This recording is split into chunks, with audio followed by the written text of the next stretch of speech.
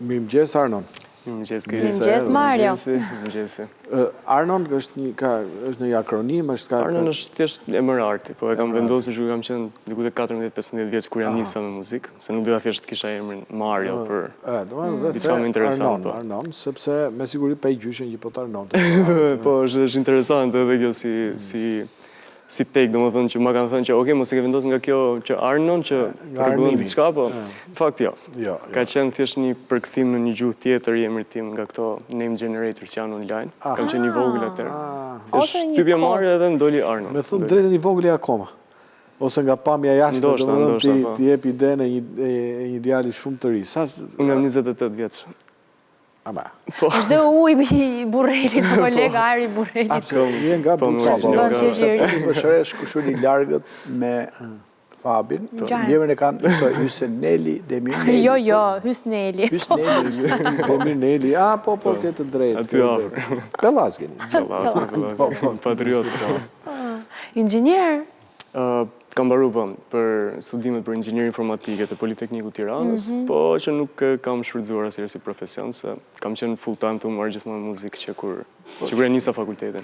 Prapë, domethënë kanë bëjnë informatika po kam përshtypjen që po më kanë ndihmuar, me thënë drejtën, se domethënë muzika që unë bëj është muzikë në kompjuter, unë përmes kompjuterit kam mësuar të bëj muzikë. Quhet muzikë elektronike? Muzikë elektronike, unë përgjithësi domethënë thjesht muzikë elektronike është zhanri.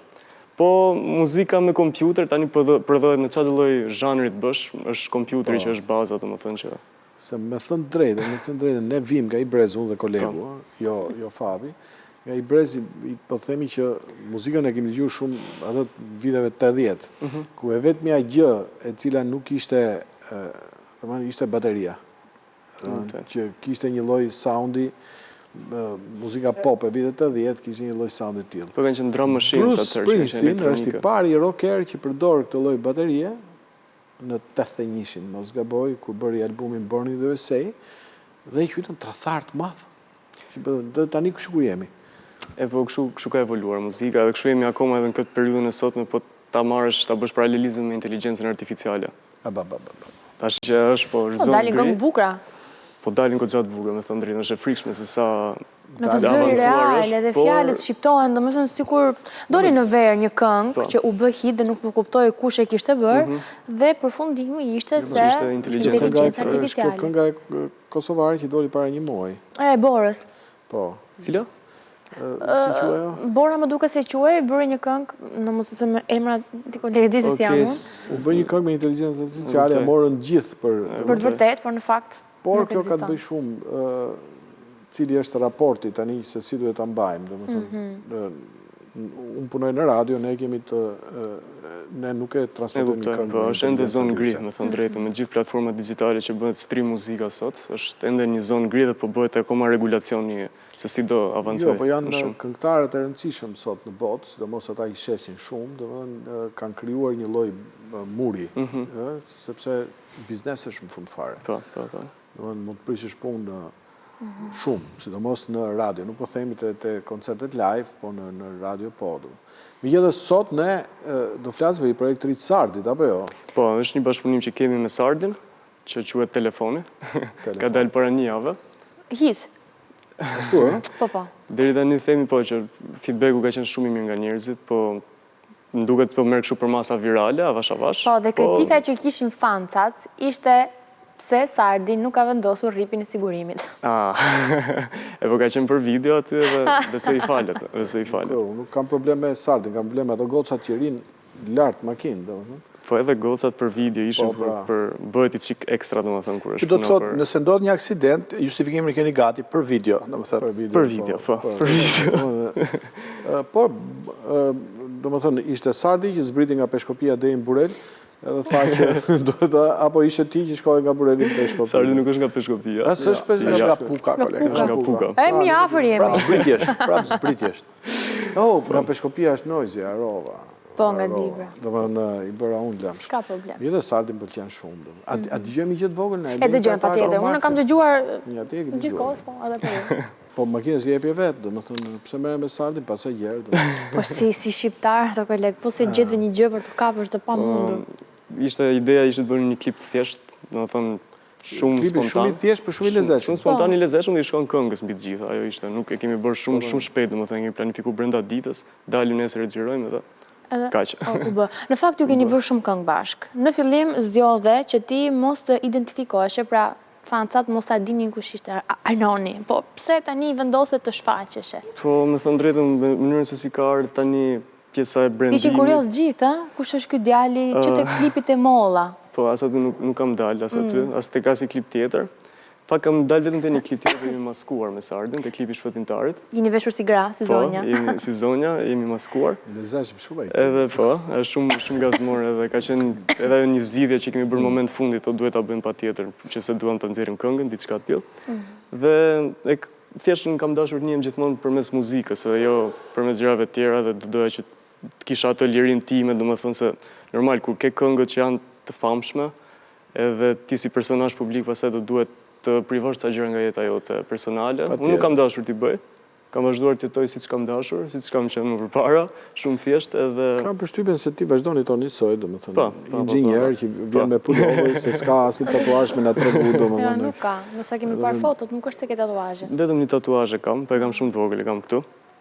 Nuk duket, edhe ajo është për si tribut për artistin tim që më ka inspiruar që të filloj të bëj muzikë, Avicin edhe. I ngjan pak timit. Në ngjan nuk e di, po nga muzika ndoshta shpresoj se kam shumë kështu. Vetëm nga muzika ngjaj, jo për gjëra të tjera. Jo, po më thënë, po t'ishe bion. Ndoshta. Merina Balajn ishte një projekti shumë pritur, e lançove shumë herët me video të shkurtra, nuk po kuptonim dot se do ishte kënga. Në momenti atëherë të bëjmë pyetjen shkencore, si është nga afër Rina? E shkurtër. Rina është shumë e mirë dhe shumë mbi të gjitha shumë përveç se artiste super e mirë dhe shumë gocë e mirë. Edhe ka shkuar shumë mirë bashkëpunimi me të, edhe kemi gjetur atë kimin edhe atë vibe-in, se me thënë drejtën e kam çik vështirë të bashkëpunoj me të gjithë artistët, nëse nuk kanë diçka speciale, domethënë, por Rina ishte një nga ato artiste që është përshtat me njëherë, ka qenë shumë versatile dhe edhe projekti në fund që ka dalë, domethënë, ka qenë shumë inovator, kam përshtypjen për tregun shqiptar. Në hape punta, edhe të fillojmë ta dëgjojmë. Të dëgjosh koleg, po më bën përshtypje me këngët që krijoni ju. Në YouTube, okay, ecin. Por në TikTok ka një rritje të menjëhershme. Dhe gjithë duan të bëjnë video të shkurtra, të imitojnë Rinën për shembull. Kam përshtypjen që është edhe lloj këngëve që janë të thjeshta, janë catchy edhe të fiksohen. Janë nga ato këngë që ti e dëgjon një herë, e dëgjon herën e dytë, ku e kam dëgjuar, edhe herën e tretë pastaj të ngel gjithë ditën mendje. Kjo është një gjë që e kam si synim gjithmonë ta bëj, që të jetë sa më e thjeshtë kënga edhe kushdo që ta dëgjoj ti ngelet direkt në kokë. Ylli Imanin për shembull, e dëgjuam në një variant tjetër. Po, edhe Ylli Imanit, po kam bërë një remix, një nga këngëve të mia të preferuara të albumit të parë që nxorri para 2 vitesh. Edhe ajo ka qenë një projekt goxha i mirë, edhe e ka patur edhe suportin e Yllit që ka qenë si remix zyrtar. Edhe kam përshtypjen që për aq sa kur u publikua ishte goxha mirë, ishte shumë mirë si projekt. Ua bën ti ftesën për të bashkëpunuar apo janë këta që kërkojnë të kenë pak nga muzika jote? Varet, është e dy anshme, po Merina për shembull si ndodhi?